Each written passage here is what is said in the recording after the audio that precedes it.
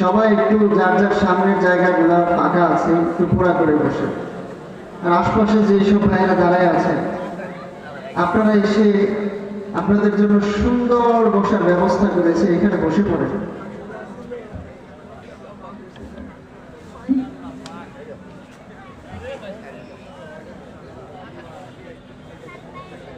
আপনারা টিউবওয়েল চিনেন তো না?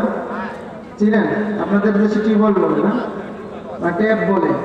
এখন তো ডিজিটাল যুগ, চাপ দিতে হয় না, ঘুরাইলে হয়। টিউবওয়েলের মুখ আর কলসের মুখ, কলসির মুখ দুইটা দুই দিকে। আপনি টিউবওয়েল চাপতেছেন, কতদিন চাপলে ভরবে বলেন? সারাদিন না সারা জীবন?